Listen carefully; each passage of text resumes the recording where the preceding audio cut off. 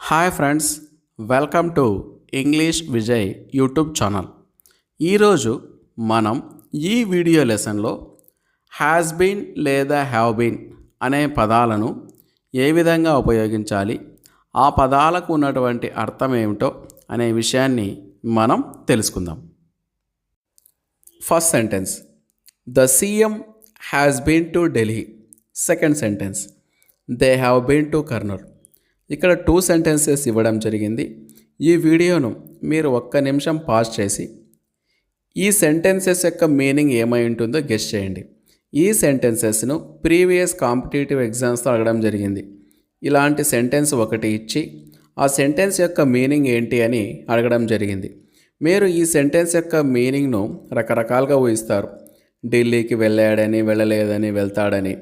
నేను క్లియర్గా ఎక్స్ప్లెనేషన్ ఇస్తాను. ఆ ఎక్స్ప్లెనేషన్ తర్వాత మీరు కరెక్ట్గా గెస్ చేశారు లేదా అనేది మీకు తెలిసిపోతుంది. ఫస్ట్ సెంటెన్స్ యొక్క మీనింగ్, సీఎం ఢిల్లీకి వెళ్ళి తిరిగి వచ్చాడు అని అర్థం. The CM has gone to Delhi and come back అని అర్థం.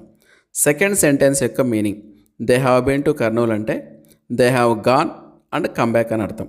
వాళ్ళు కర్నూలుకు వెళ్ళి తిరిగి వచ్చారు, సీఎం ఢిల్లీకి వెళ్ళి తిరిగి వచ్చాడు అని ఈ 2 వాక్యాలకు ఉన్నటువంటి అర్థం. ఇక్కడ మరొక విధంగా కూడా మిమ్మల్ని ఎగ్జామ్లో క్వశ్చన్ అడిగే అవకాశం ఉంటుంది.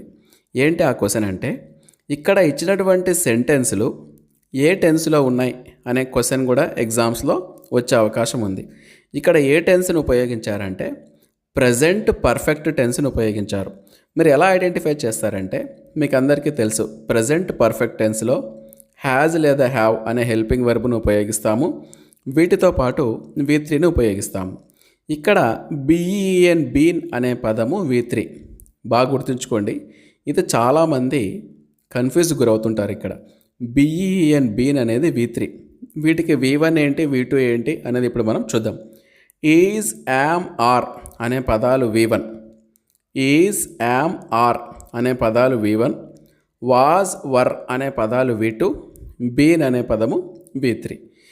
ఈ విధంగా మీరు గుర్తుంచుకున్నారనుకోండి, ఖచ్చితంగా ఎగ్జామ్స్లో మీరు క్వశ్చన్ ఏ విధంగా అడిగినా మీరు బాగా ఆన్సరు చేస్తారు. Thank you for watching this video.